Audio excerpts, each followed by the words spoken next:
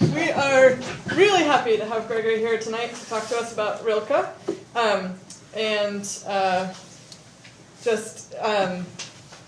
It should be great. And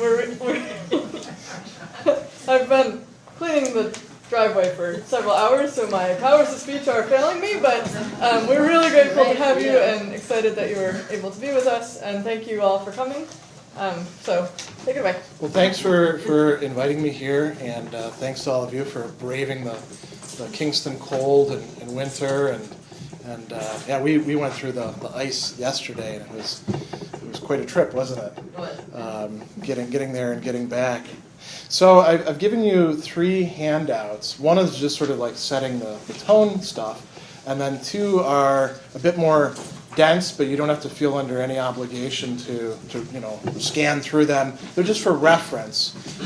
There's a number of different passages from Rilke's letters that I'm going to mention here, because we learn a lot about the guy through reading what he said to other people. And then I've got some bilingual versions of some of the poems that I'll talk about as well.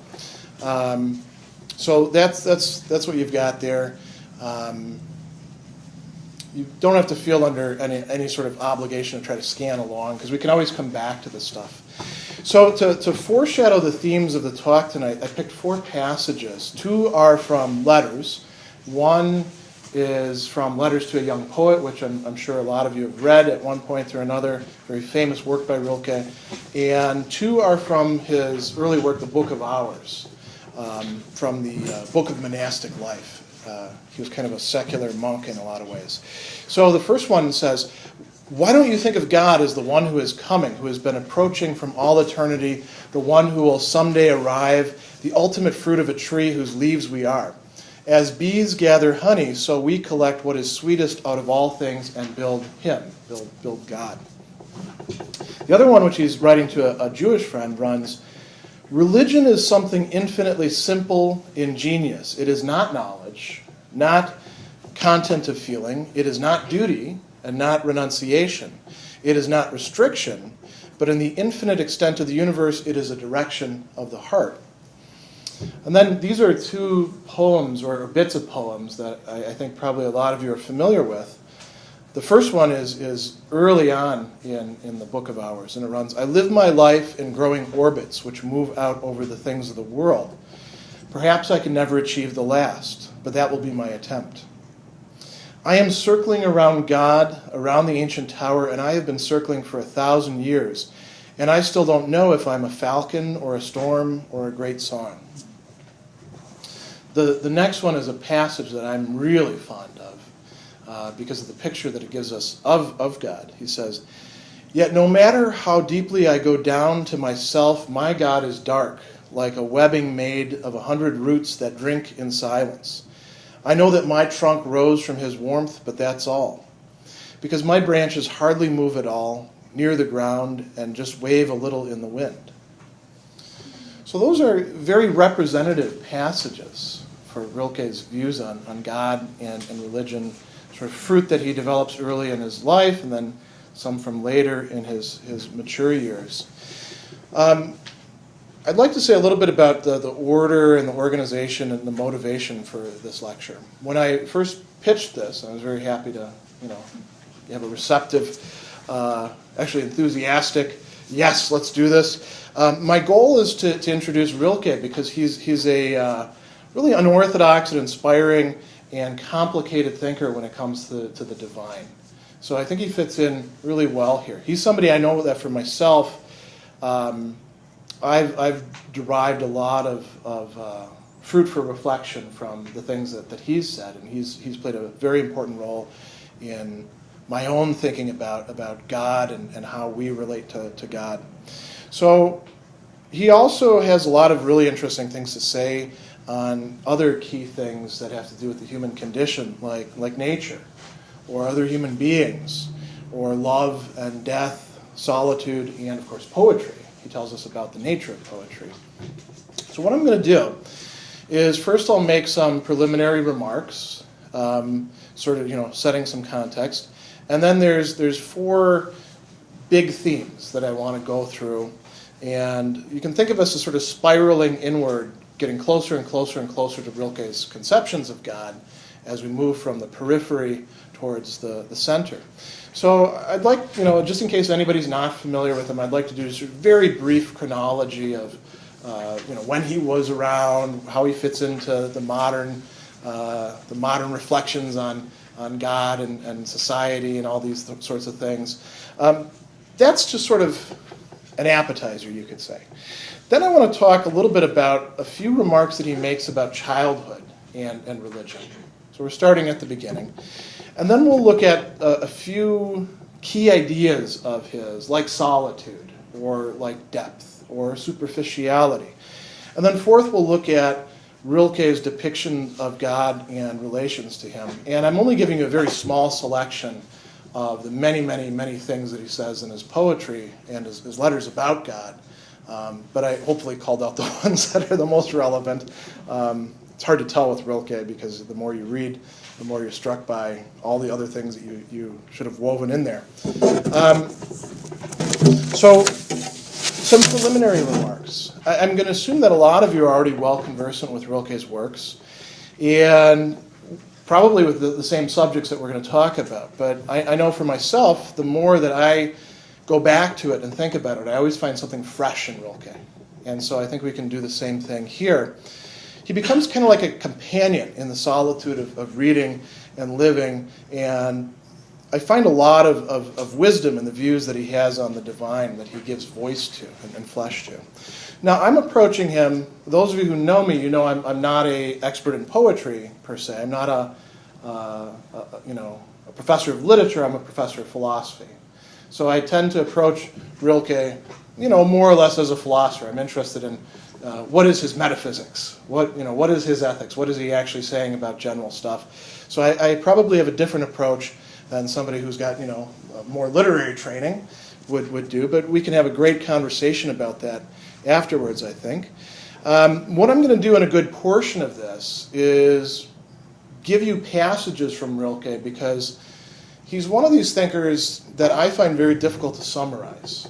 And I think it's good to have somebody who's so great with language, let them speak in their own words. Why try to improve upon what Rilke is saying? I can't do that. But then I will give you, here and there some analysis or some reflections on it. And towards the end, we'll do a lot of, question and answer and discussion after I go through all these things that should be thought-provoking. I'm sure we'll have a great conversation.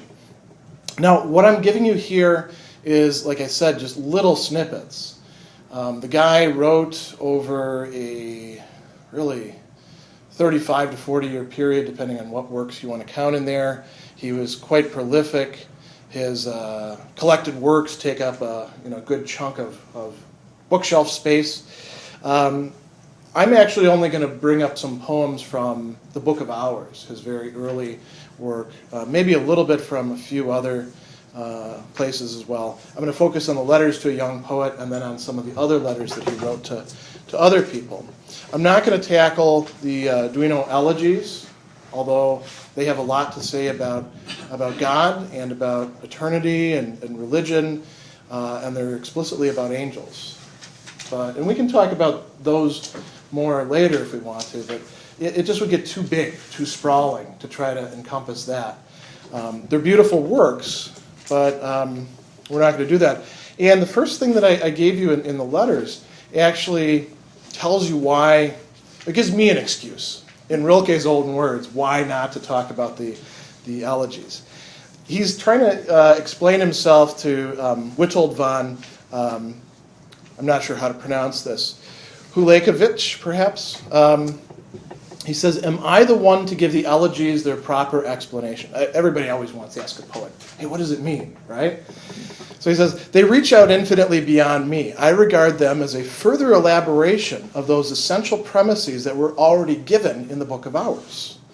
And then in the two parts of the new poems, tentatively played with the image of the world, and then in that of the Malta, the notebooks, contracted in conflict, strike back into life, and there almost lead to the proof that this life so suspended in the bottomless is impossible. In the elegies, life becomes possible again. Affirmation of life and death appears as one in the elegies. To grant one without the other is, so it is here learned and celebrated, a limitation which in the end shuts out all that is infinite. Death is the side of life averted from us, unshone upon by us. We must try to achieve the greatest consciousness of our existence, which is at home in both unbounded realms, inexhaustibly nourished from both. The true figure of life extends through both spheres. The blood of the mightiest circulation flows through both. There's neither a here nor a beyond, but the great unity in which the beings that surpass us, the angels, are at home. So he says, going on a little bit further, what we need to do is to plunge into a deep being. That's what transiency does. Of all the configurations of the here and now, all of the configurations of the here and now are to be used not in a time-bound way, but as far as we are able to be placed in those superior significances in which we have a share. In eternity, he's saying. But not in the Christian sense. And he says, I'm moving further and further away from that. But in a purely earthly, deeply earthly, blissfully earthly consciousness, we must introduce what is here seen and touched into the widest orbit. Not into a beyond whose shadow darkens the earth, but into a whole, into the whole. Nature, the things of our intercourse and use are provisional and perishable. But they are, as long as we are here, our property and our friendship. Our co-knowers of our distress and gladness, as they have already been the familiars of our forebears. This is a beautiful passage in which he's articulating an entire metaphysics. He's saying, we want to be launched into eternity, but we have to do that in the here and now. So, literary biography of Rilke. He's born in 1875. He dies in 1926. He's a pretty young guy. 51 years old. He dies of complications due to a lot of health things. He actually gets an infection from his roses. He gets pricked and does him in. He is a really cosmopolitan figure in many ways, but he's also paradoxical in that when we think of cosmopolitanism, we think of people flitting from city to city to city, right? But he's actually somebody who's much more attuned to the countryside and tends to see the big cities as problem areas. Those of you who know much about his childhood, you know that he grows up in a what we nowadays call a sort of split household. His mother ends up imposing quite a few burdens upon him. She has a daughter who dies, and then she begins dressing him up in her clothes and making him sort of imitate the missing daughter. He gets sent to military school where he does terribly because he's not suited for that sort of thing. Then he's sent to commercial school where he gets by but is very unhappy, and then manages to go to university because his uncle helps him out. What Rilke really wants to be is a poet. He wants to be an artist, and he's drawn to that. And his father does I think probably a lot of us have heard these sort of things in our lifetime. Parents who are well-meaning say, look, whatever that is that your passion is leading you to, that's for your spare time. You got to make a living first, right? And Rilke, he says, no, I'm going to become an artist. And that's not a part-time fill it in the spare hours kind of occupation. It's something that demands an entire being. And so then he starts writing. And the Book of Hours is his first really major work, and it's very beautiful. There's a lot of reflection on interiority. There's a lot of imagery about the human being in relation to God, but in relation to the land, in relation to other people, all sorts of things like that. He starts turning more attention to what he calls things with a capital T in the Book of Images. And then as we go on, we see a kind of crisis reflected in his new poems and the notebooks of Malta Loritz Brigge, his one novel that he's sort of successful in getting out there. And the worry is, well, maybe this is it.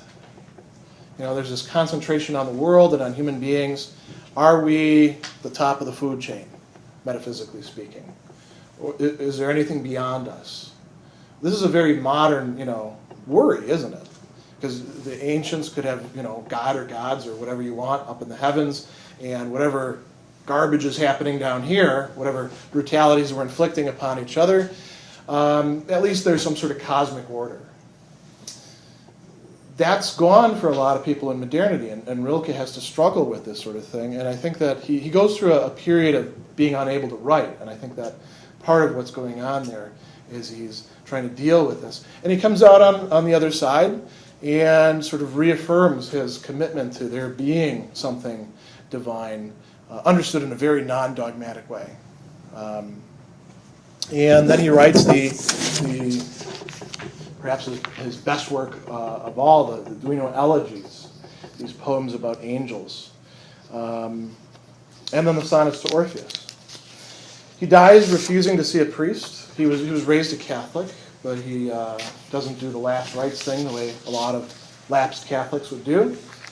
Very famously, there's a whole literature about, did so-and-so actually convert at the last moment? Like some people say it with Heidegger, some people say it with non-Catholics, like Bergson, that Bergson converted on his deathbed. Rilke didn't. We know this is very clear. He thought that death is not the end, that death for the poet is a way to enter into eternity in a different way, the other side of it.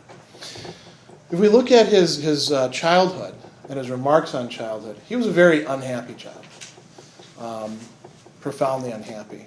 And some of that was tied in with conceptions of religion and conceptions of God. He had a Catholic upbringing, and from what we can tell by his letters and things that other people have said, it was particularly unedifying. There were a lot of Christian thinkers who had better catechesis than he did. He seemed to have gotten a lot of the short end of the stick, or the disciplined end of the stick. In a 1894 letter, he discusses having this very idealistic childhood, not playing with the other boys in primary school.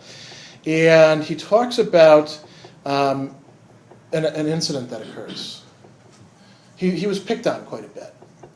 And he identified the turning of the other cheek and not retaliating with what he was supposed to do as a young Christian boy. So he says, "In my childish mind, I believed myself through my patience near to the virtues of Jesus Christ, and once when I received a hard blow in the face so that my knees shook," so you can imagine, this kid almost knocked him out.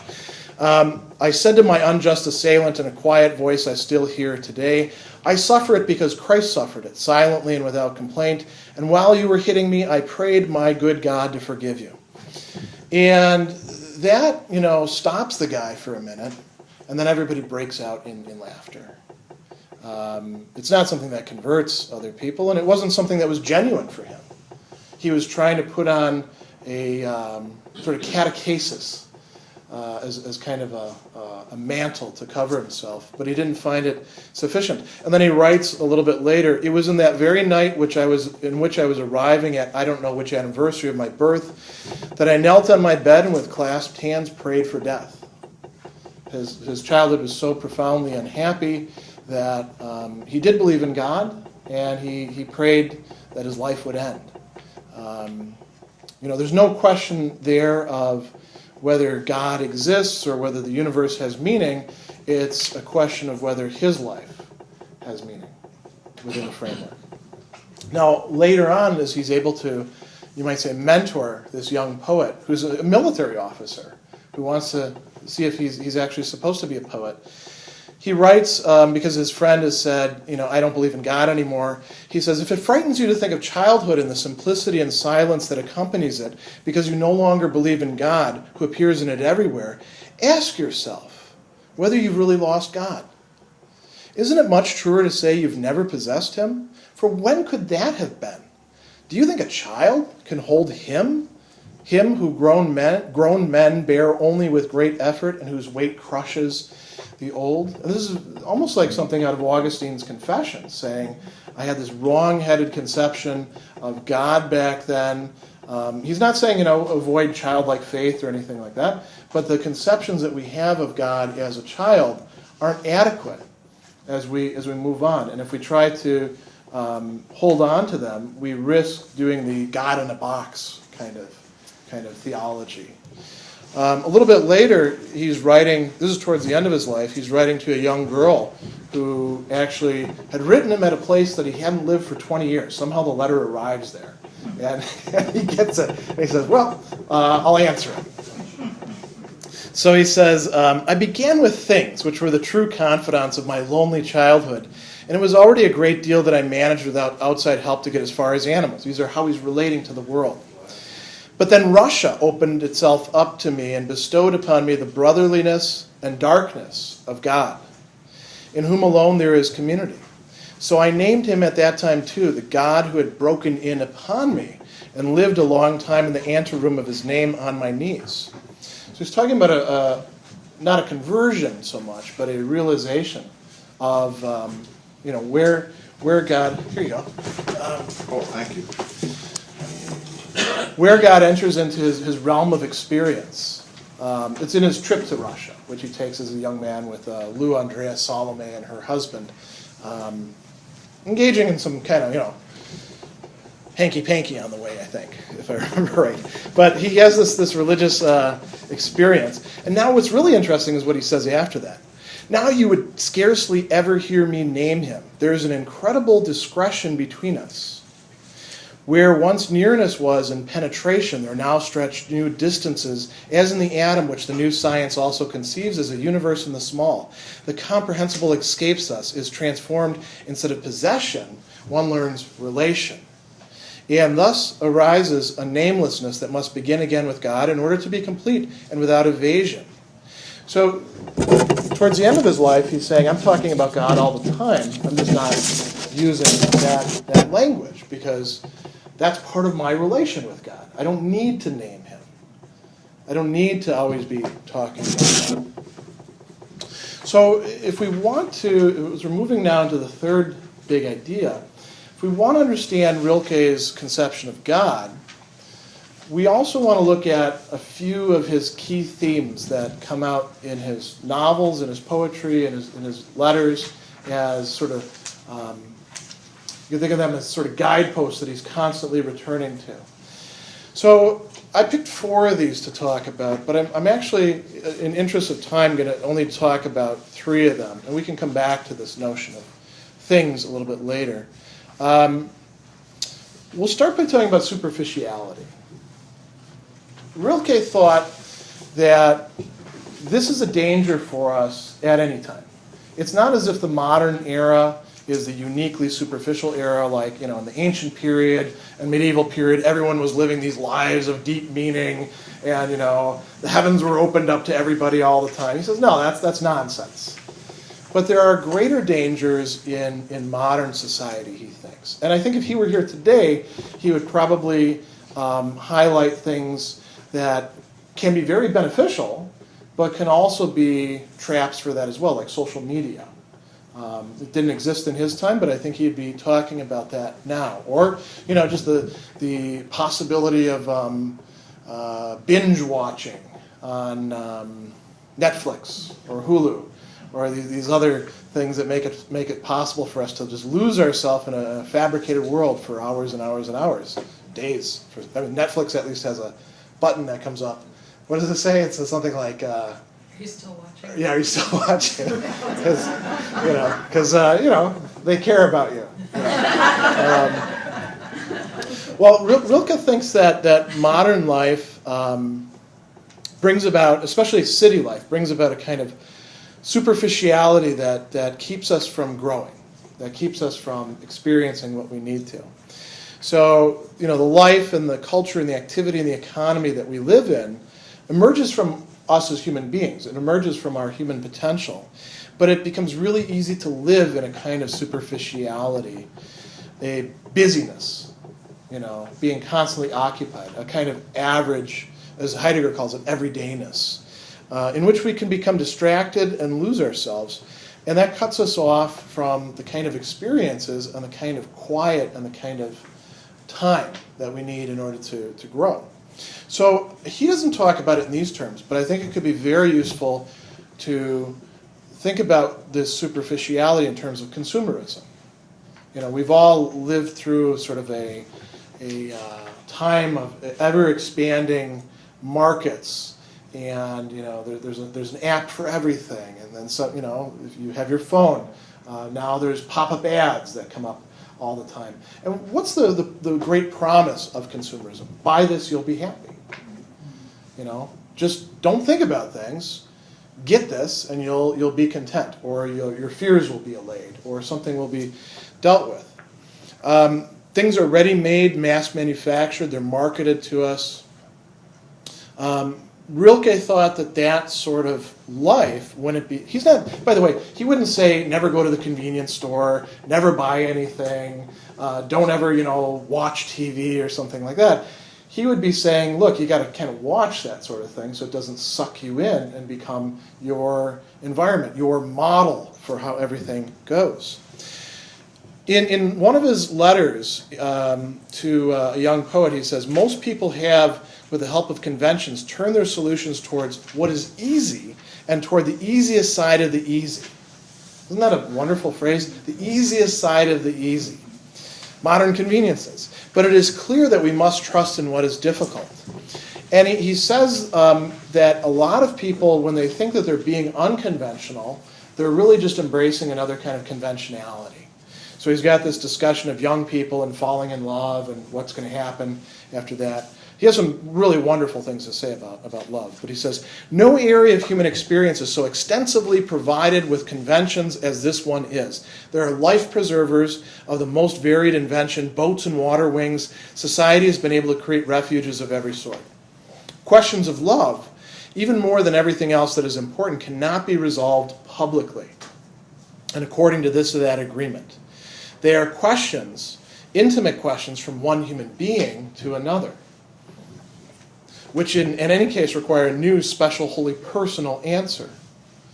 Then he says, people, when they lose sight of that, they act out of mutual helplessness. And then if, with the best of intentions, they try to evade the convention that is approaching them, like marriage, for example. Imagine two young people, they meet, fall in love, start, messing around, get pregnant. Well, we better get married, and that's the conventional thing to do. Rilke says, well, that's probably not going to help, but most of the other things that people want to do in those sort of circumstances, those don't work either. He says they fall into the cliches of some less obvious but just as deadly conventional solution. But then everything around them is convention. Wherever people act out of a prematurely fused, muddy communion, every action is conventional. When people are not really present to each other, they're being conventional. He says, every relation that such confusion leads to has its own convention. However unusual, even in the ordinary sense immoral, it may be. Even separating would just be another conventional step. An impersonal, accidental decision without strength and without fruit. So what do we have then? What's the alternative to that? That's where we need to look at depth and his discussions about time and patience. For Rilke, there's this dialectical relationship between growth and depth. The one requires the other and vice versa. There's kind of a reinforcing or redoubling that takes place. And it takes time and patience to be given to it without some sort of measure of, well, how much time do I need? This is sort of a side note. I have people sometimes who say, I want to study Plato. I want to get all the ideas out of his works. And I'm like, well, I don't know if I have all the ideas anyway, but sure, that sounds great. And then they say, how much time do I need? I don't know. How long does it take you to read a book and get everything out of it? I've been reading the Symposium for 20 years, and when I go back, I still find things that I missed. And the guy who taught me the Symposium, he'd been reading it for 40 when I had the class with him, and he was doing the same thing. So, maybe you can't devote a given amount of time and expect a result. Maybe that's the wrong paradigm for that. Maybe, like when we have a conversation with a person, and I'm a terrible offender when it comes to this, I always want to get to the point. Again, this is a philosopher's vice, right? But sometimes you got to let people talk for a while before you can figure out what the point actually is. And if you intervene too early, what happens? You're never going to get to it. And so the same thing happens with our personal growth, Rilke says. He talks about necessity or law, but not understood in a mechanical way, but in the way that plants grow, in a living, developing, organic way. So in the letters to a young poet, he says a couple different things. In letter 3 and 4, he says, being an artist means not numbering and counting, but ripening like a tree, which doesn't force its sap and stands confidently in the storms of spring, not afraid that afterward summer may not come. It does come, but it comes only to those who are patient, who are there as if eternity lay before them. That's the measure for patience. Staying as if eternity lay before them. Unconcernedly silent and vast. And he says, I learn it every day of my life. I learn it with pain. I'm grateful for, because patience is everything. So here's an artist telling another artist, you want to be an artist, you've got to have patience. Not just technique, not just going to the right school, not just patrons, patience. And he says, have patience with everything unresolved in your heart, and try to love the questions themselves as if they were locked rooms or books written in a very foreign language. Don't search for the answers, which couldn't be given to you now, because you would not be able to live them. The point is to live everything. Live the questions now. Have a sort of trust. Live the questions now. Perhaps then, someday far in the future, you will gradually, without even knowing it, live your way into the answer. And isn't that a great model for, we have all these things to manage our time. You can go on websites for anything about, having trouble with my coworker. Well, here's 10, ideas for how to fix your relation with your pesky coworker. Or maybe you're the pesky coworker, and here's ways you can work on yourself. Rilke is saying, no, you don't even know what the question is yet. First, live out the question, and then you might work your way into the answer. And then he has this wonderful statement. All beauty in animals and plants is a silent, enduring form of love and yearning. And he can see the animal as he sees plants patiently and willingly uniting and multiplying and growing, bowing to necessities that are greater than pleasure and pain and more powerful than will and understanding. Will and understanding, those are the two things that traditionally have set us apart from the animals, that make us what we are. Our will, our faculty of choice, our intellect, our understanding. But if we're going to have the right sort of framework, we need to be more like the animals and have something greater than us that we align ourselves with. So it's sort of anti-modern kind of idea. So this leads us finally to this idea of solitude. This is a central idea in some of the poems, but also in Rilke's entire way of living. If you could only have one word to say about Rilke, it would be solitude. He is the poet of solitude, Einsamkeit in German. And it means being alone, but not in the sense of loneliness, in the sense of creating interiority, creating an inner life, as religious people often call it.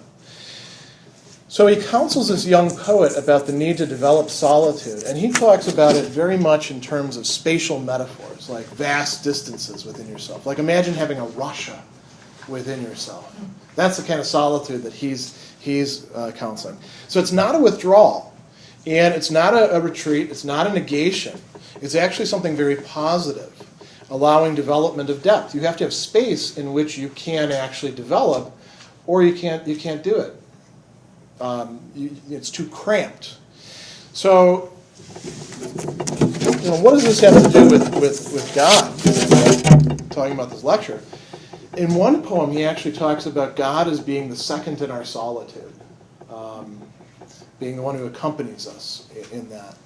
But it's also something that we would need if we want to have a more thoughtful relation, a less cramped relation with God.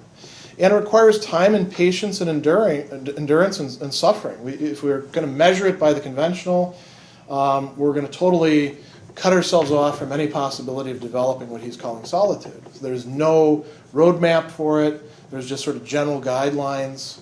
But it's the sort of thing that we can all, I think, recognize and relate to. So he's got a couple letters where he talks about this, and then a good poem, too. He says, everything that may someday be possible for many people, the solitary man can do now. They can prepare and build it with their own hands, which make fewer mistakes. So, here's telling the young poet, love your solitude. Try to sing out with the pain it causes you. For those who are near you are far away, you write, and this shows that the space around you is beginning to grow vast. And if what is near you is far away, your vastness is already among the stars and is very great. Be happy about your growth, in which, of course, you can't take anyone with you, and be gentle with those who stay behind. This is the attitude that one who's cultivating solitude should have. And then he says, this is one of the most beautiful passages about love that I, not only in Rilke, but I think in Western literature. He says, for one human being to love another human being, that is perhaps the most difficult task that has been entrusted to us, the ultimate task, the final test and proof, the work for which all other work is merely preparation. But learning time is always a long, secluded time, and therefore loving for a long time ahead and far on into life is solitude, a heightened and deepened kind of aloneness for the person who loves.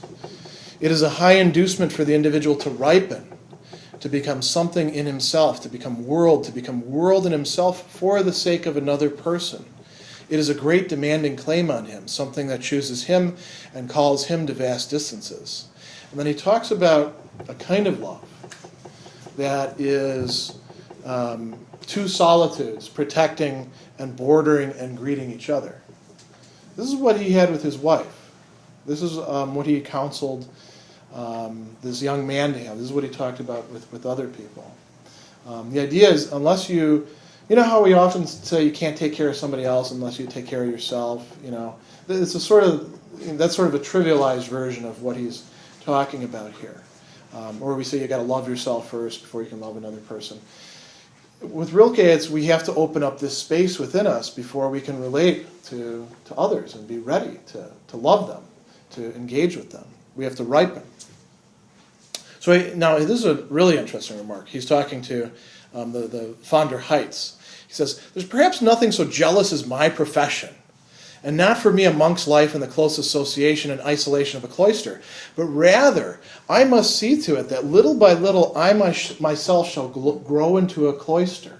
We have to establish, instead of going off and joining the monastery, and he's not knocking monks, he liked monks quite a bit. I like monks quite a bit myself, because they tend to be very different than what we imagine.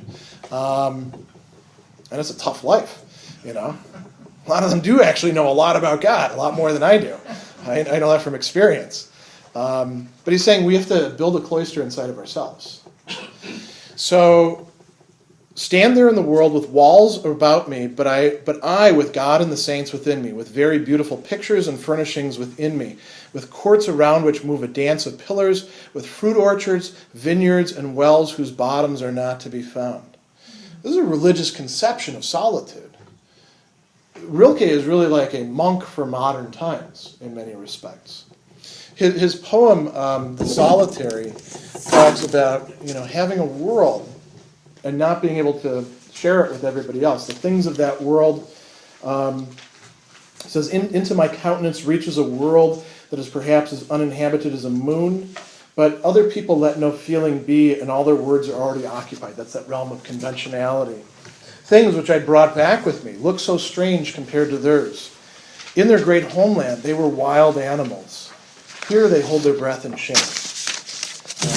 So again, we have the contrast between, what solitude and depth and patience and growth make possible, and what, sort of appeals to everybody, mass society makes impossible and tries to provide substitutes. Now, Rilke tended to associate the church as a whole with conventionality. Church and religion, he says, they lapse into moralism, into conformity. But one of the things that's really refreshing about Rilke is he never condemns anything outright. He doesn't try to separate the proverbial grain from the chaff, like some people, and say, well, here's the real stuff of religion, and here's the other garbage stuff where I'm only going to, focus on this. He doesn't claim to have any esoteric teaching, that he's better than anybody else. And he doesn't try to prescribe or argue. Instead, what he's doing constantly, and I think this is why he's a good model for us, is he's exploring, he's experiencing, he's trying to reveal things to us in work, and never insisting on, anybody accepting what he's doing. So he says, I don't like the Christian conceptions of a beyond. I'm getting farther and farther away from them. Naturally, without thought of attacking them. They may have their right and persistence besides so many other hypotheses about the periphery of the divine. So he's saying, Christianity is not for me anymore. Maybe it's for some people. Monks in a monastery, maybe it's for them. The woman going to Mass daily in the middle of the big city, who's one of the few people taking up a spot in the cathedral, maybe that's for her. Maybe it does something for her. It doesn't do it for me. I have something else going on. There's no need to try to criticize or condemn on his part. Now we actually get to talking about God. And here we're looking at some poems. Two of the starting passages. I think now we can have a deeper appreciation of them. He says, I'm circling around God, around the ancient tower, and have been circling for 1,000 years. This is a lifelong process, maybe a longer than lifelong process to figure out what God is. It's not something that we could get out in a textbook or in a catechism. We can get glimmers of it. And notice what he says after that. I don't know if I am a falcon or a storm or a great song. Figuring out what God is important to figuring out what we are for Rilke. And then I love this metaphor that he's got here. Very often people, elevate God to the heavens. There's this metaphor of height, majesty. It can become really accentuated in God being the stern judge, king, pick whatever we want to put up in the heavens. For Rilke, it's the opposite. My God is dark. My God is obscure. Like a webbing made of 100 roots. That's a beautiful image. Anybody who's done any gardening where a tree was intervening, how bad tree roots can be. But if you spend time doing woodsmanship or anything like that, what it's like when a tree has a root ball. They drink in silence. I know that my trunk rose from his warmth, but that's all. I don't need to know more than that, he's saying. I don't need to have all the mysteries of what God is. I don't need to catechize people. I'm grounded in this dark depths. In another passage from the Book of Hours, he says, you are so great that I'm no longer me the minute that I draw up close. You are so dark, my little light grows dim near by your garment's folds. Your will wafts like a wave, every day is drenched in it. So, here we're getting conceptions of God as being, you might say, very transcendent, to something that overwhelms the person having connection with God. But he's also got poems where he says things that display a kind of audacity. This is another wonderful one. He says, I have faith in all those things that are not yet said. I want to set free my most holy feelings. What no one has dared to want will be for me impossible to refuse. If that is presumption, then my God forgive me. However, I want to tell you this one thing. And here's where it becomes very beautiful and very childlike. I want my best strength to be like a shoot, with no anger and no timidity as a shoot is. This is the way the children love you. With these ebbing tides, with these mouths opening their deltas into the open sea, with these returns that keep growing, I want to acknowledge you, I want to announce you as no one has done before. And if that is arrogance, then I will stay arrogant. For the sake of my prayer that is so sincere and solitary, standing before your forehead. Rilke is saying, we need to have a new connection with God. We need to be willing to break with older models and to have a kind of audacity of going up and pulling on the rope. This is sort of like the audacity that you see in the Gospels with people accosting this Jesus guy and saying, "Hey, heal me, do something about this." He actually says in a letter in 1911, I cannot comprehend religious natures who accept and follow God as given without trying their hand at him creatively. So the idea is that we're all supposed to be, in relation to God, artists. That doesn't mean we have to be great artists. Artistry takes time to develop, but his model for this is we all ought to try to have some sort of creative and not a formulaic or conventional relation with God. God, in Rilke's view, invites or allows or even cajoles a process in which we're contributing. In the Book of Hours, one of his poems ends by saying, even when we do not use our will, or sometimes even when we don't want to, is another translation, God is growing, or literally ripening. God, Gott reift, is how the poem goes. In a later poem, The Winged Energy of Delight, Rilke talks about building the association beyond words, about miracles occurring and bringing things to fruition, and about stretching our strengths or powers between two opposing poles. And he concludes by saying, inside human beings is where God learns. So we have a God here. We have all these metaphors of God as being, totally transcendent. He's got things where he'll say God is in eternity from eternity, but he also has a God who's growing, a God who's not finished, and we have a role in that. In a letter to Elizabeth in 1909, he draws an analogy between people who love each other and the human being to God. He says, since they're prone continuously to wish and to expect from each other the ultimate, neither can do the other injustice through limitation. On the contrary, they generate space and distance and freedom for one another, just as in all ages the lover of God has for God cast forth fullness and power out of his own heart and established them in the depths of heaven. He's saying that in the past, religious people have had this love relationship with God. And when you have a love relationship with a person, there's a kind of respect that's built into that, in which you're allowing them whatever vast space and distance they need so that they can be free. Now you might say, well, why would God need to be free? Because God is still developing. God is still working. In 1922, he suggests that religions are inadequate to the task of bringing God or the gods to the experiences and calamity of our times, he says. Religions going out at their surfaces and depositing more and more burnt-out surface died away into moralities. They shifted this manifestation, too, the innermost of their existence and ours, onto the chilled ground of morality and thereby into the periphery.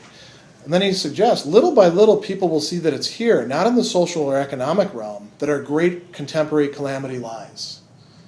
In this expulsion of the act of love into the periphery. The clear-sighted individual's strength is now exhausting itself and moving it back again, at least into his own center, if it is not already standing in the common world center, which would have as its consequence, he says, the immediate flooding of the world's bloodstream with divinities. If we could take love and make love not in a sappy, Valentine's Day is coming up, hearts and flowers kind of way, that's because that's conventional, but in this sort of, wild experience and experiment of seeing where things can actually go and making room for the other. If we could take that from the periphery where it's been pushed to in our modern society and put it back at the center, he says, the entire world would be filled with gods. The entire world would be the river would overflow with the divine. Finally, we come to this idea of building God that I titled the lecture, that he proposes in letter 6. So he's talking to this young poet, and he says, what keeps you from projecting his birth into ages that are coming into existence and living your life as a painful and lovely day in the history of a great pregnancy? Don't you see how everything that happens is again and again a beginning? And couldn't it be his beginning? Since in itself, starting is always so beautiful. If he's the most perfect one, must not what is less perfect precede him, so that he can choose himself out of fullness and superabundance? Must not he be the last one, so he can include everything within himself? And what meaning would we have if he whom we're longing for has already existed? And then there's a beautiful metaphor. As bees gather honey, so we collect what is sweetest out of all things and build him. Even with the trivial, with the insignificant, as long as it is done out of love. We begin with work and with the repose that comes afterwards, with the silence or the small solitary joy, with everything we do alone without anyone to join or help us. We start him whom we will not live to see. So he says, is there anything that can deprive you of this hope that in this way you will someday exist in him who is the farthest, the outermost limit? What he's talking about here is not just God, but eternity. God as eternity. This is how we get away from death as being the end, the meaninglessness of a lifetime in which he just saw Europeans bayoneting each other for 4 years over pretty trivial reasons. Modern society collapsing. Rilke is offering us a God who we would have a part in building. And why would we have a part in building? Because God wants it that way. Because God has created the space for us human beings to be able to do that. But it would take thinking that. And not just thinking it, but practicing that day after day after day. And we have a model in the love that human beings can feel for each other. That's our apprenticeship. Now, the last thing that I'd sort of leave you with is this supposed to be just the artist? He's writing to a young poet, after all. Well, I think the advice that he gives us is that anybody can be an artist in this sense. How? Through cultivation of solitude, through meeting up with the great and serious things, among which is love, and through engaging in the acts of love. So for Rilke, I don't want to say, it's just so simple as, well, God is love or anything like that, but there really is a sense in which we cannot know God without loving human beings. So again, a lot more that could be said here about Rilke and God, but I think this gives you an interesting image. I may be wrong actually about some parts because he's got other things that I haven't taken into account. But thank you for your time and attention, and let's have some good discussion. Yeah. It sounds as if he has enormous faith in human beings. Yes and no. I mean, he has enormous faith in what human beings can do when they don't damage themselves so much that they cut themselves off from it. And he thinks that modern society is really damaging to us. So would Rilke have, every time that he's writing somebody, he has faith in them. And I guess that's part of what, if we talk about like a Rilkean approach to things, it would be, if I'm writing to you, I would have to sort of like extend you the credit of, you can do this, and you might write me back and say, you're full of nonsense, or something like that. I suppose then he doesn't write another letter, But without that initial offering the opening to the other, who's gonna step in? That's why I asked, because that we're presenting on one hand institutions like the church, which is made up of people who have limited it, and on the other hand, this call for the human being to be vast within themselves. Yeah. So it is very much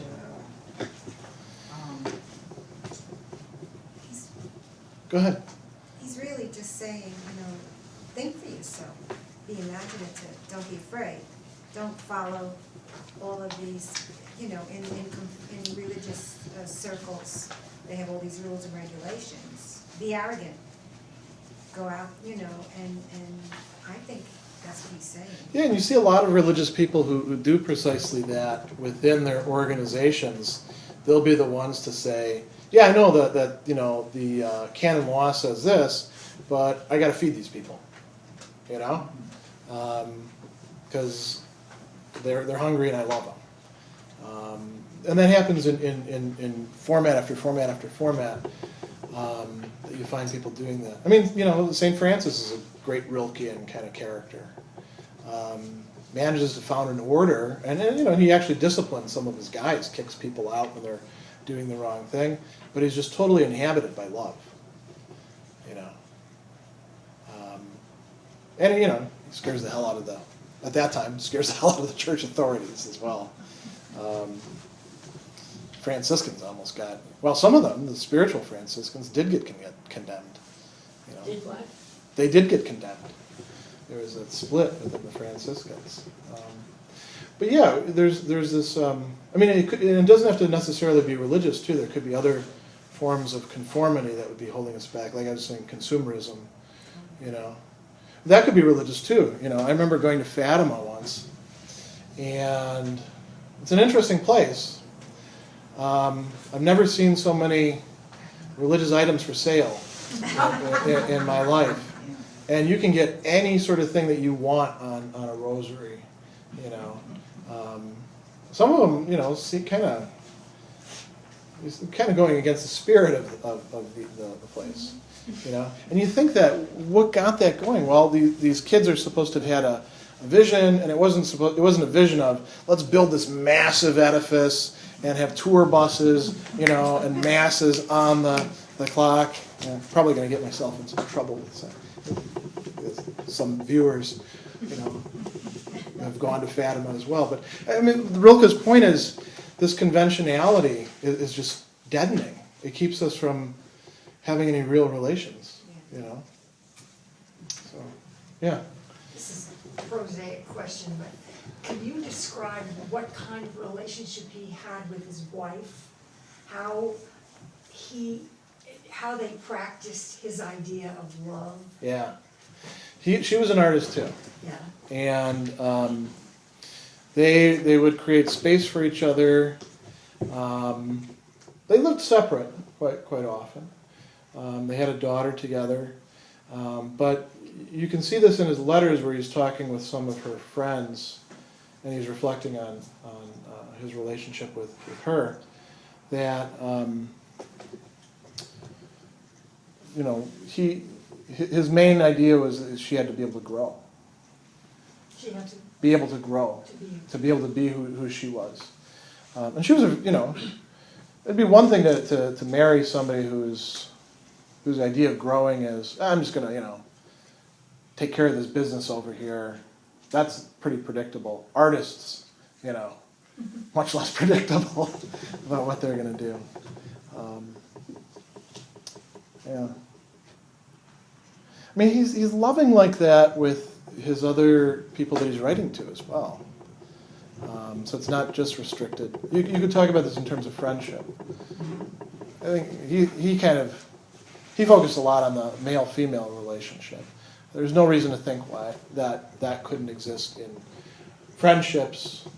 As a matter of fact, you know, one of the things that he says that I didn't bring up in one of these letters here to the young poet is that his view was that Europeans of his time were finally coming to have a better conception of womanhood that was coming out of the experiences of women, and that it was going to scare the hell out of European men, and many women too, but that it was necessary in order for there to be a genuine, you know, full, loving relationship between the sexes. This is where he talks about some people being sort of trailblazers, the solitary who can do some of the stuff ahead of time. And he thought this has to be uncoerced. It can't be like a movement. It's got to be women actually being able to grow on their own, and then a true love relationship, inequality could happen. It's pretty radical for his time. Did D.H. Lawrence read that? I don't know. I mean, Rilke was a very popular guy. I mean, Lawrence, I don't know. He probably didn't need any help along those lines. Do you think so? I think Lawrence was just kind of looking for any sort of excuse to liberate, you know. I think Lawrence was kind of a selective liberator. He was for liberation so long as it meant that he got a lot of fun out of it, you know. But maybe I'm being unfair to him. I'm not a Lawrence scholar, you know.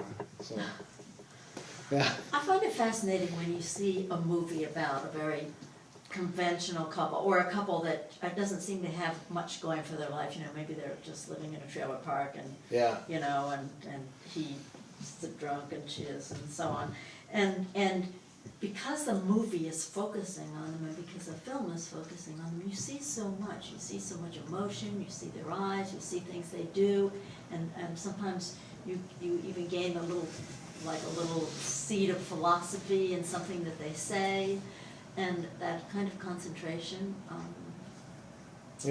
on something that ordinarily you would think of as being hardly worth looking at. Yeah, you know, so that's something that art can do for us.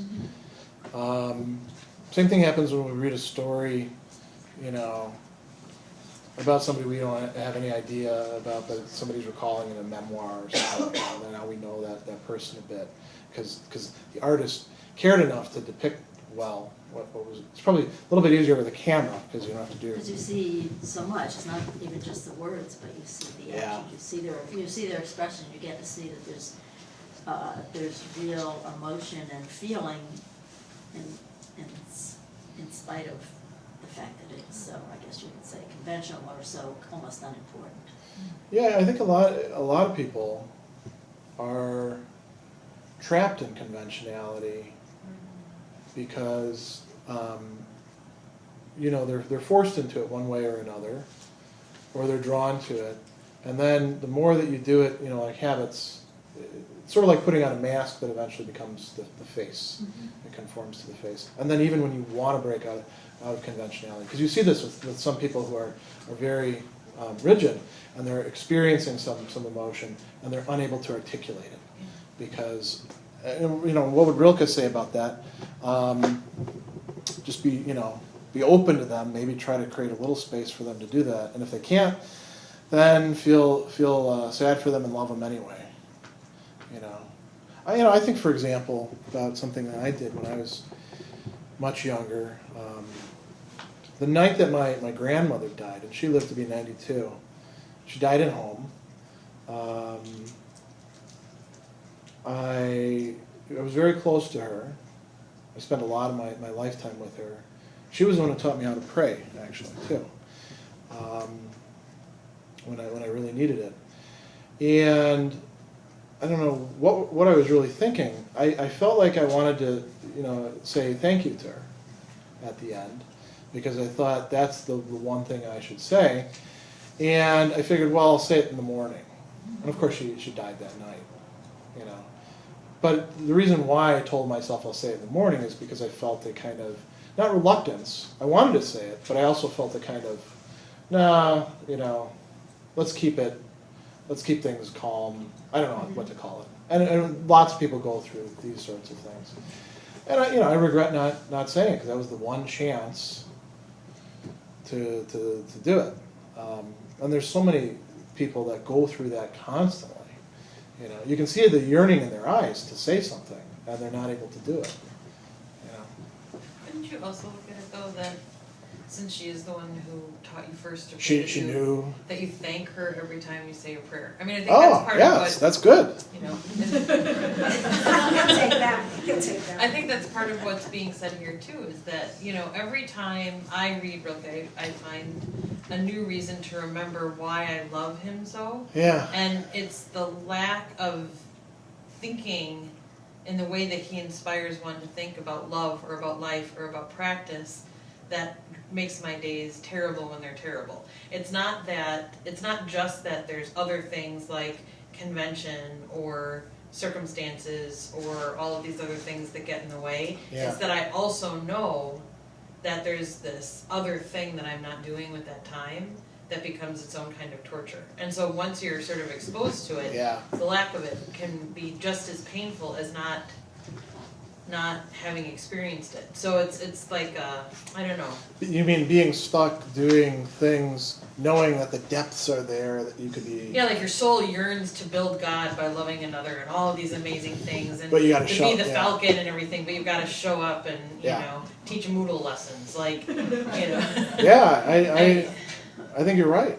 And so that can drive something. It's like the hunger itself becomes part of the falconry that lives inside of you waiting to be free, and it just gets bigger and bigger and bigger. Yeah, when he's writing these letters to a young poet, he's not writing to a young poet, he's writing to a young military officer who's like, what did I get myself into? I'm here on barracks duty, these men that I have to deal with, they're brutes.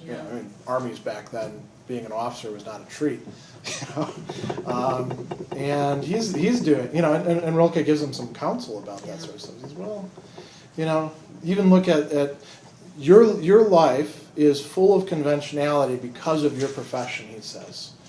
But even in doing that, you can find, places to open up some solitude, perhaps in how you treat people or how you think about yourself. Tough to do, though. You know, I think we've all worked jobs that we found at one time or another soul destroying. Yeah. Have we all? Or yeah. I'd like to come back to what Judy was saying too. It seems to me there's something very deep in what she said because, you know, the movie does capture. Yeah.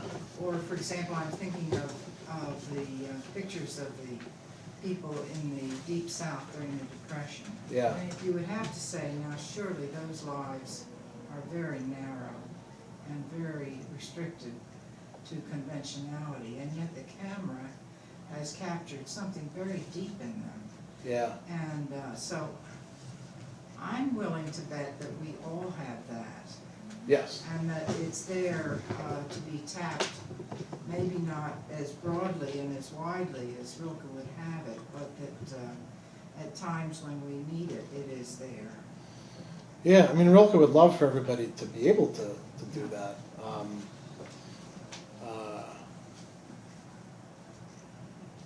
And I don't see him saying that any given person. There's no sense in Rilke where like somebody is totally unredeemable that way. But they also have to choose to do it. And I'm just wondering if even circumstances of life itself, that chooses. It's as if, you know, you could put it in his terms that God is choosing us at those points. Oh, with like a sense of it being a calling. Yeah. Yeah, I mean, think about people who have to take care of other people, and that's their entire existence, and they didn't go off to college because they. You know, I had a friend, for example, who, and I met him in graduate school, and he left graduate school. He finally did finish up, but he had like 9 brothers and sisters. He was from Indiana, and I think it was his dad, or it might have been his mom. One of his parents was dead, and the other one was really sick.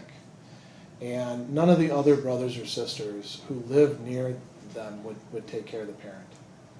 So he left graduate school. He said, I've got to go do it.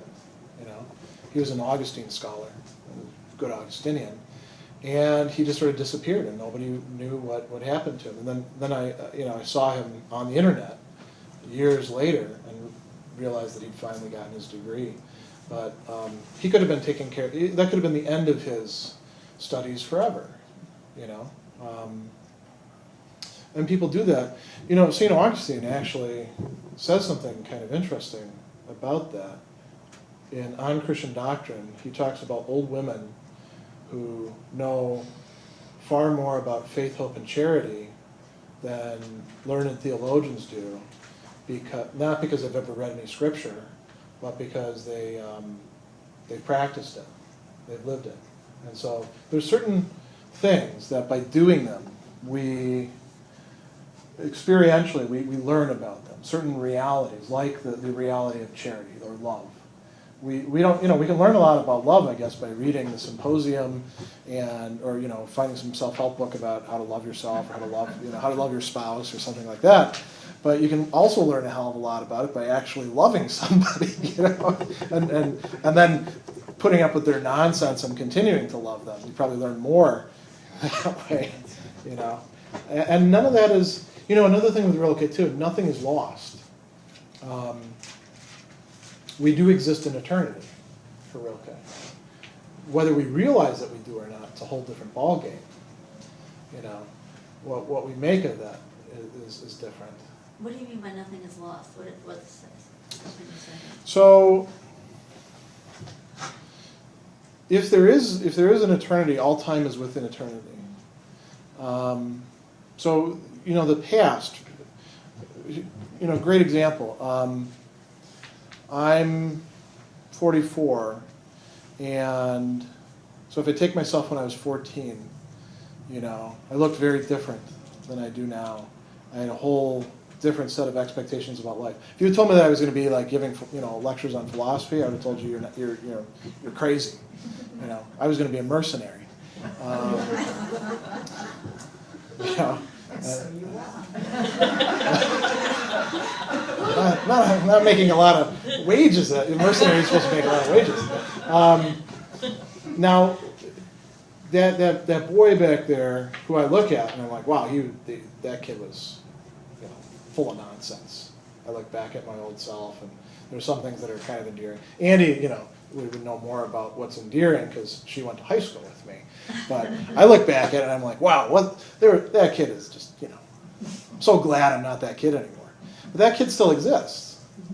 It doesn't exist, where I am, but that time is just as real as the time that I'm in now. My parents, though long dead, still exist. And they don't just exist like, shades, in the underworld, like in the Odyssey, that are kind of ghostly or something like that.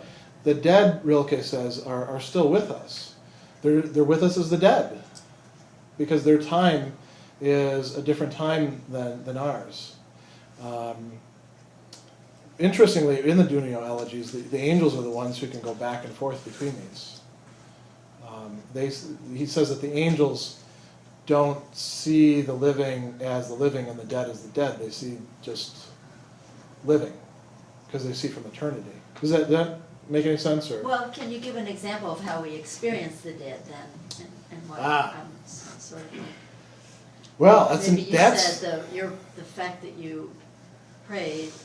Yeah. You re-invoke your grandmother. Is that an example? So that's an interesting one, because Rilke actually did seem to think that it was a bad thing that we quit believing in ghosts in modern times, which is kind of, I don't know I don't know what sense to make of that myself. But we also relate ourselves still to the dead through our memory, through our feelings in relation to them. We can still grow in a relationship with them. So, my father died when I was 11. I can't say that I've practiced this a lot. This is something that, if Rilke is right, I would kind of like to practice. He died when I was a boy, and I grew up without him. I'm now older than he was when he died. I would love to have a kind of ongoing relationship with him, because I still love him and miss him. And for Rilke, the dead still have a kind of agency as well. Mm-hmm. They're not just our props in our imagination or something like that. Now, how exactly this plays out, that's a very individual Or if we're thing. even aware of it. Yeah, I mean, the more that we are centered just in our own little, like, I got to get to work on time, what's the next handout that I need to make for my students, I suppose the less we'd pay attention to these sort of things, Go ahead. Maybe he would say it's in your solitude, you're reflecting back on those that you loved who are supposedly dead, but in your whole being, they're really not dead because they had a lot to do with your growth. Yeah. He also says at one point, there is only one solitude. So if you are cultivating solitude in yourself, and I'm cultivating solitude in myself, we think of it like you got your solitude over there, and I got my solitude over here, and never the twain shall meet. There's these big expanses within us, but they're actually, at a deeper level, all tapped into the same vast solitude. Think of it as sort of like, an ocean that we're all floating in, or one big network of roots. I put my roots down, you put your roots down. Sooner or later, our roots are intertwined with each other. It's like universal consciousness. I mean, is that except almost in reverse? Or yeah, except it's not. Whenever I hear that, I think of consciousness, like thinking and being aware. I think for Rilke, it's less conscious and more affective, or less intellectual, let's say, and more affective. And so, since he was very much into animals and Yeah. the environment, today he would probably be really big on the ways that we do burials. Like some people, such as take the ashes of their loved one and they plant them with the seeds of a tree. Yeah. So that they can, envision them as actually becoming that tree. I would see Rilke liking that. Yeah. idea. He might I wonder if there's that other thing that people do too, where they get cremated and then the ashes are turned into like a diamond, rather than that. He might kind of like that too. What? What's that? Yeah, you know, I mean, Into a island, what do they do? I guess you get it set in something, I don't know.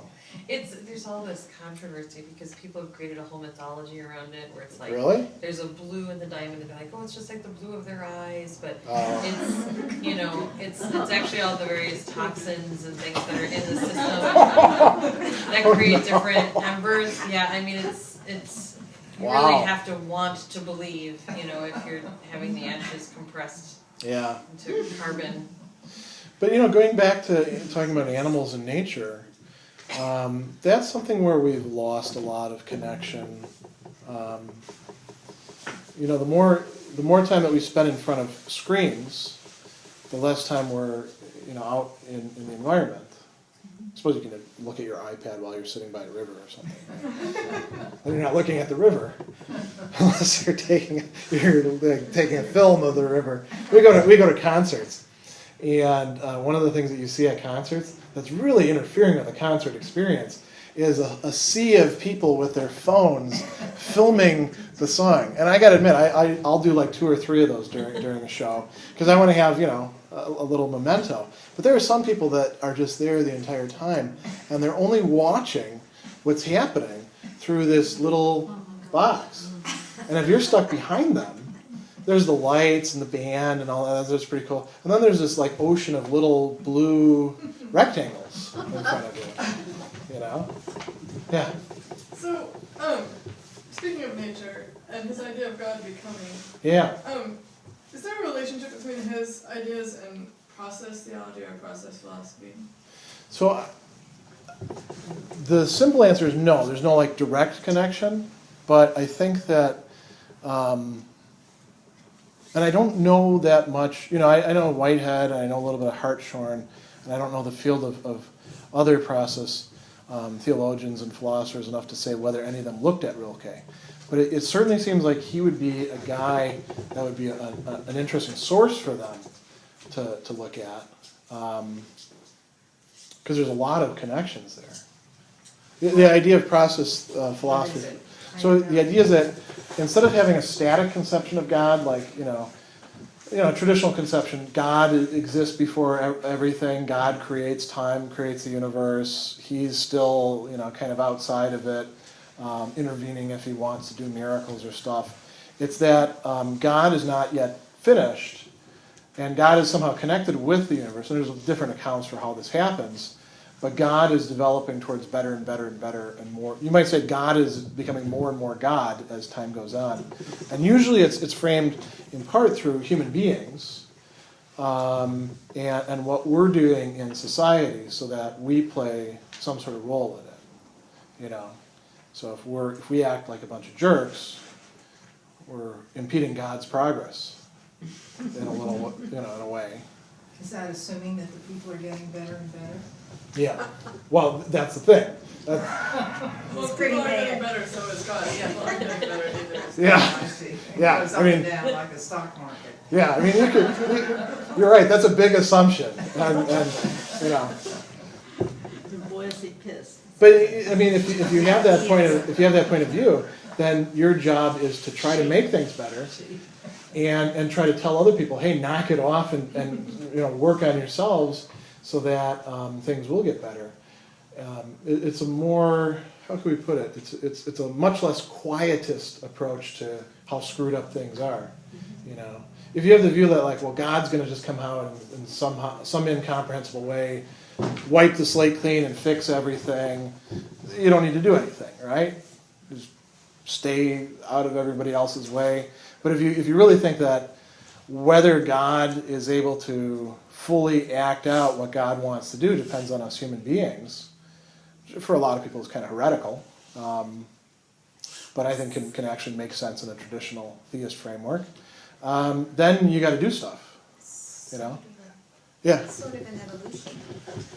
Yeah, It's a process of, you may look at it as directed by, God's watching it, but it's an evolutionary process. Yeah, process philosophy and process theology has no problem with theories of evolution on the one hand, and then the broader evolutionary thought, the idea that things develop and get better and better. Some people talk about it in terms of emergent properties, that at certain points, like consciousness is an emergent thing. You can't explain exactly how it came about, but you get things complicated enough, and now it happens, and now everything changes. Because conscious beings can really monkey around with the cosmos in ways that non-conscious beings can't. And, there's a lot of speculation about this sort of stuff. Here we start getting way out of my areas of competence. But it is a really interesting idea. Yeah. I'd kind of like to know if process philosophers have hit on Rilke. Because there are a lot. Just Google it. Yeah, you're right. That's what I'll do when I'm done. What are your ideas from hearing these or reading some of these Rilke passages? Anything in particular struck you, or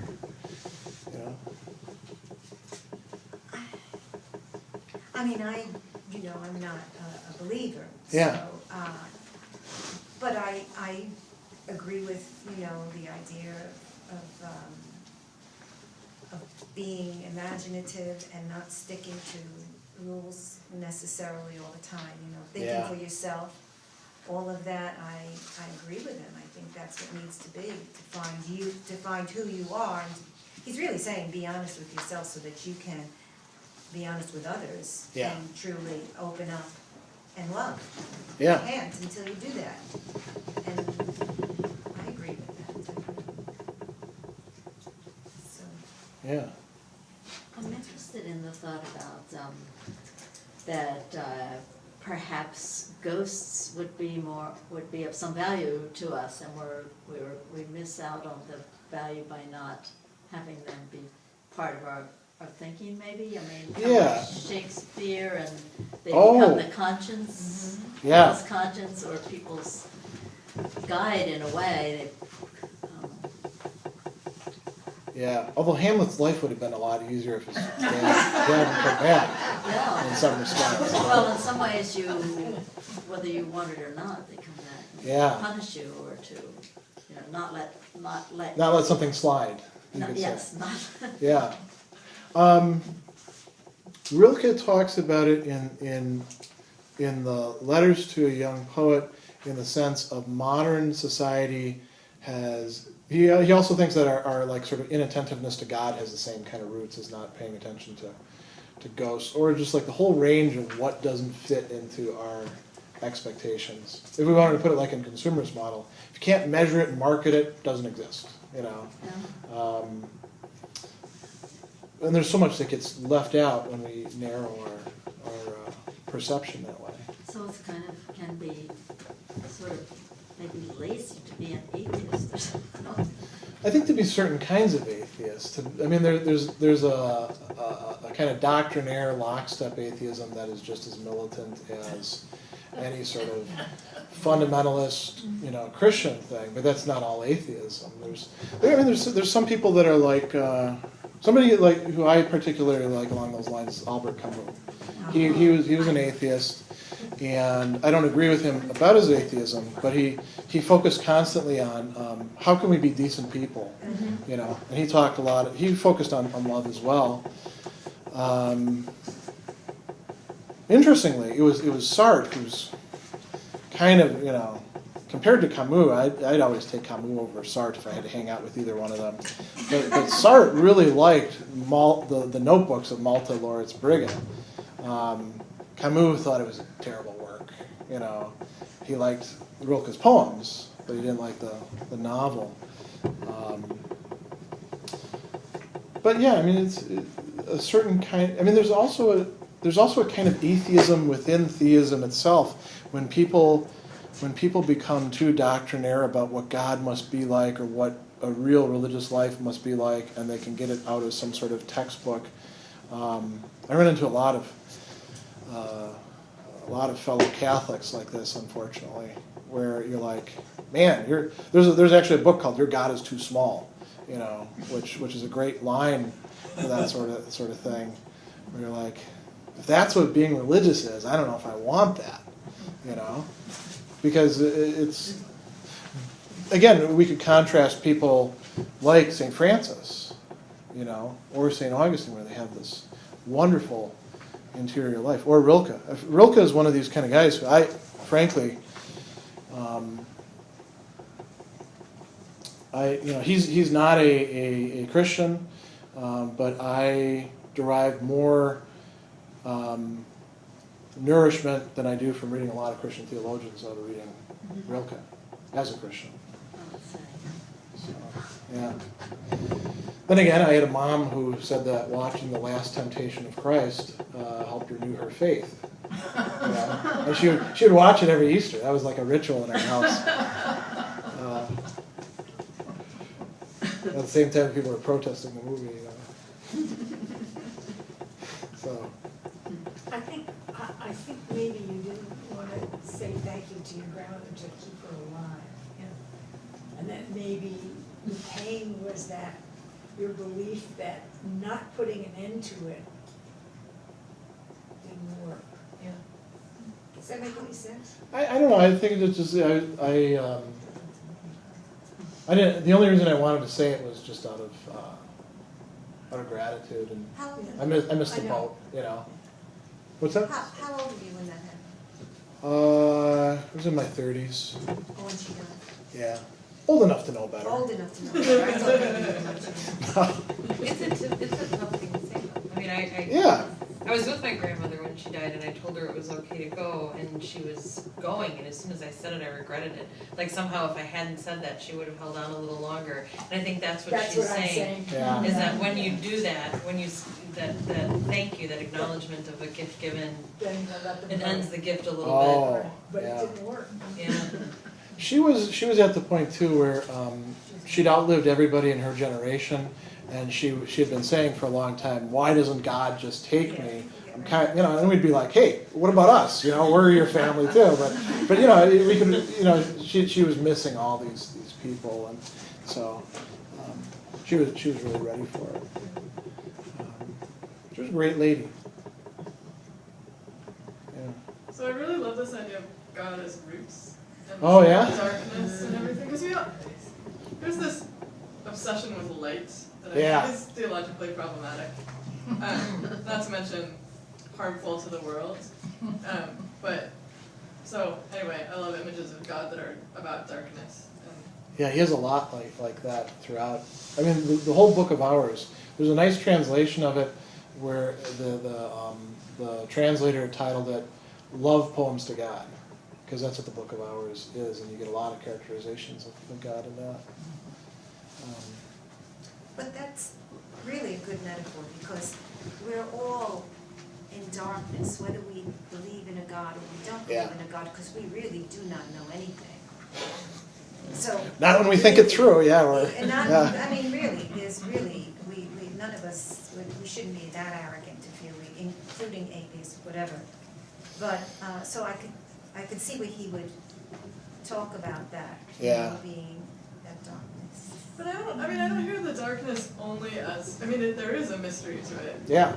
But it's not the sort of like darkness as in, oh, we're all just in the dark. But it's much richer than that. I feel like it's like soil. Well, that's it. It's got the richness. Yeah, it's got the richness of loam. nourishment, and it's like tangible. And anyway, I just think it's a beautiful image. Yeah, I mean, we now have like those little filament, things where we can like do documentaries where we push a probe down along the tree roots and we illuminate the way. But that's not the way it really is. I mean, it's dark under there because it's soil and things grow where it's dark. I suppose with hydroponics, maybe that's not quite true, right? Because you can have a light place, the roots can grow in light there, I suppose, but generally that's not how it happens, Yeah, well, the thing is, building God even in the things that we don't know, in that darkness. It can be built in that sense, building understanding. Yeah, he never talks about the word faith, and that's something that traditional theists talk about a lot. But what he's talking about there, that trust, that things are going to grow as they ought to if we let them, that's I guess, Rilke's faith there, if we want to call it faith. You know? Well, that sounds more like trust again in the person and the individual, whereas faith is faith in God, traditionally. That there is, that she is out there. Well, there's faith is in the sense of belief, but then there's faith as active comportment, as what you actually do. I mean, like St. Anselm, for example, will say, you can talk about faith all you want, but if it's just about belief, I don't want to hear about it because that's just dead faith. Unless it actually produces hope and actions, it doesn't mean anything. It's just an impediment. But it's not just like trust in a person. He has trust in natural processes. He has trust that, I don't want to say like, a fate where everything is as it should be or something like that, because things can go astray. But it is a trust that if like he says, the tree doesn't have to push the sap, ahead of time. It doesn't have a production schedule, with like color-coded calendars or anything like that, and an overseer, sending an email, hey, you're late with the sap or anything like that. It just does it because that's part of the natural processes. And if we allow ourselves to operate like that, things will work on us the way that they ought to in our depths, and our depths will get deeper, will get wider, and then we're ready to... You're saying depths. Depths, Depths. yeah. Depths, yeah, not debts. Those get different too. Yeah. They have an infinite capacity for self-multiplying, don't they? Yeah. Well, faith sort of has a sense of belief without necessarily reason, whereas the trust is built on beginning to understand and think about something and make connections. Yeah, although again, with like there was a passage in the Septuagint, so that the Greek translations of the Hebrew Old Testament that was used by the Alexandrian Jews, and it makes its way into the Vulgate. So Augustine comes across this, and he picks out a phrase that's not there in the Hebrew, but is there in the Septuagint, which is, unless you believe, you will not understand. And so this notion of, in Latin, it's credo ut intelligam, I believe in order that I may understand. That's something that Augustine picks out, and he says, we do believe, and that's a starting point, but then we want to make sense of it. We don't want to just, say, faith, now I'm done, everything's great. There's, for the things that we want to understand, there's a kind of intrinsic desirability to them. Like when we get curious about things, sometimes it's like things we shouldn't get curious about, and we're like, I gotta know about this, let me just check on it, let me look through the keyhole. Well, it's like that for love and for death and for God and for the other great things too. When we get to know them, we're more and more attracted to knowing more and more about them. Because we're human beings, we have intellects. And so we can start from a position of faith, and then very quickly that faith leads to understanding. Well, is understanding individual, though, making your own meaning? Can be, is yeah. It, Is it the understanding of the church? No, I'm just, because I'm not really very well versed in any religion. Yeah. But making up your own stories, it seems like we have this tendency to want the story, even if we don't know whether it's true or not. Yeah, to have that's a true. story, Yeah. Even if we're willing to accept the fact that it's just a story. And then it can get lost sight of that it's just a story. People can start saying, yeah, this has really happened. But is the understanding individual? It's individual in that each person would have it. And it's going to, look differently for each person, but we can share an understanding. We can talk about it together. You know, if I think God's a giant pogo stick, that's certainly a story I can tell. There's actually a comedian who's got this great joke, and he says, religions, you know, you got a million different religions, and you can pick and choose what you like. There's even some guy out by the interstate yelling that God is a pogo stick, and he's got a sign about that. And who knows which one is right. And just imagine if we get to heaven, and we find out God is a giant pogo stick. And we're going to be, you know, all these religious people are going to be really upset about that. And God will say, look, I sent you my prophet. You know, you didn't listen to him. What's that? Yeah. I mean, you know, I don't know what to make of that. That's more of a digression, I think, telling the joke. But yeah. By the way, see these beautiful old floors? Yeah. I have a feeling, it's a rather sad feeling. I've never read Rilke. But I did know a man in New York City. I was about 18 or 19. He said, you got to read. He was my uncle's partner in a bar and restaurant in Manhattan. He said, you got to read the Letters to a Young Poet, which I haven't read yet. Yeah. So that's 5,000 years ago, and I still haven't read Rilke. But these old floors, I think we're never going to have them again.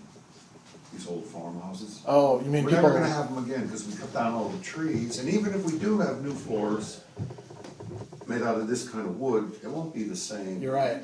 As the old days. Because it's different. It's different processes and. Because we have no respect.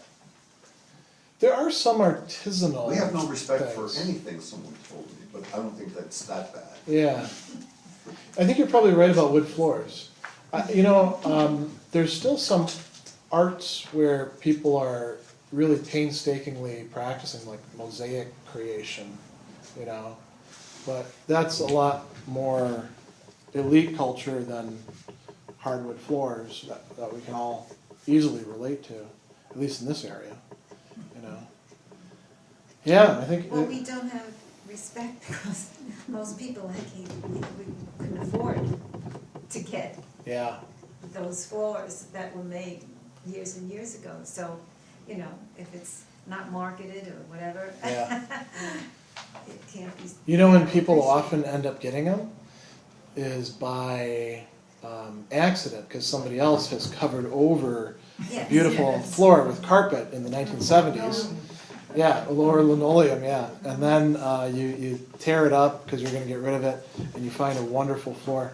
A friend of mine had that happen in one of his previous houses, where it was linoleum, and they had attached it with some sort of horrible glue that had to be dissolved afterwards. But when they did it, there were these wonderful floors, and then they buffed it and did all that. And that's something you can take pride in and love, you know, something you can relate to. Any other things people want to say to wrap up, or One last thought. Today I had a fantastic experience because 2 weeks ago I was in Panera. Yeah. Eatery Panera. So it's a coffee. You mean Panera? Oh, okay. It's a cafe. Yeah. Okay, I always say, go ahead. Panera. I don't got the same one. And I'm sitting there by myself, and two Catholic nuns walked in full habit. And I said, oh my God, I haven't seen nuns since I was a child in Catholic school. Yeah. So I sat there, and then two more came in a few minutes later and sat down at the booth. 4 Catholic nuns, and I'm sitting there reading some book. Last Temptation of Christ or something. And so then I thought, can you build up your courage to go over there and say hello? And I did. And they were so sweet. And smart and sharp and funny. Yeah. And then I said, well, where's your convent? And they said, Round Top. Okay. Just near Cairo. Yeah. So I went there today. Wow. On a fluke, because I was going to go to Mass, but I haven't been able to get out of bed on Sunday morning to go to Mass. I went there today and I met 40 nuns shoveling a little bit of snow. That's a big community. I swear to God, I just fell in love with 40 nuns. That must have been, I'm serious. That's a great way to end. Well, thanks everybody for. Uncle Brooke, they say that. Oh. He likes the religion.